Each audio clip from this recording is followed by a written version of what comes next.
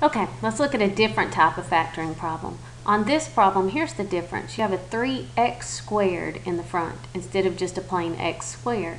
So to get a 3x squared, instead of doing x and x, we're going to have 3x and times x here, just a plain x. Now we always want to check first and see if they have a common factor. This one did not have a common factor to pull out.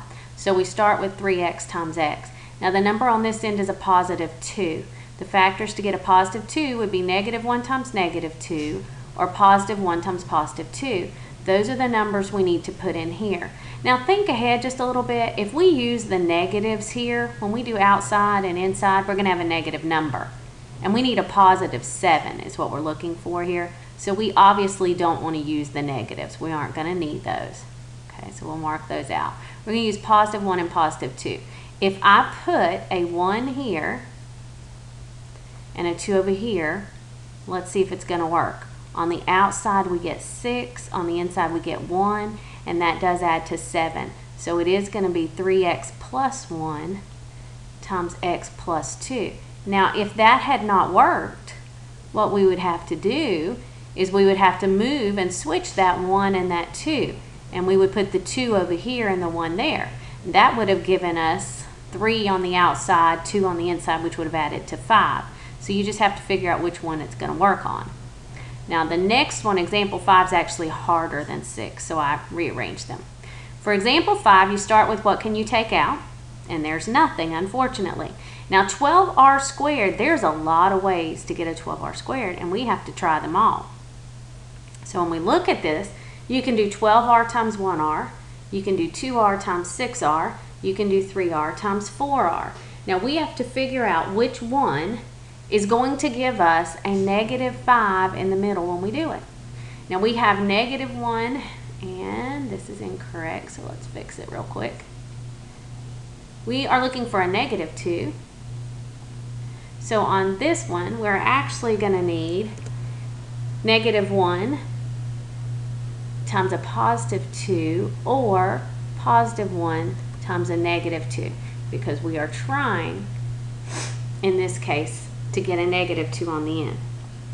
So now let's look at it. We can put a negative 1 in each one. Now let's do this and see if it works. If I put a negative 1 here, positive 2 there, that gives me positive 24, negative 1, which is a positive 23. Didn't work. Let's try this one. Negative 1 here, positive 2 here. That would be 4 on the outside, minus 6, which is negative 2. Didn't work, so let's try this one. Negative 1, positive 2. That gives me 6r minus 4r, okay, which is a positive 2. So none of those gave me a negative 5. Now what I want to do now, since none of those worked, I want to switch the order. Let's try the one on the other side and put the positive 2 on the left side. So let's do that. Let's put our 2's here. And let's put our 1's over here and see if any of these work. Here on the outside, let's see, it was a negative 1. So let me put the negatives in there so we don't forget. We're going to have a negative 12. Inside's positive 2. That's negative 10. Didn't work.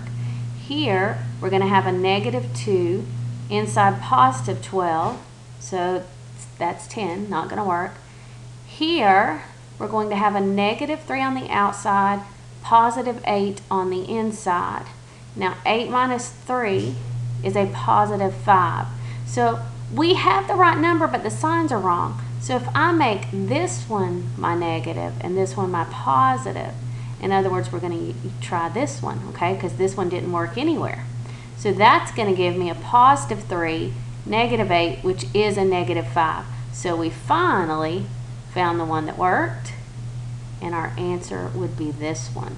So you just have to try all your factors and keep switching them back and forth to figure out which one gives you the correct answer.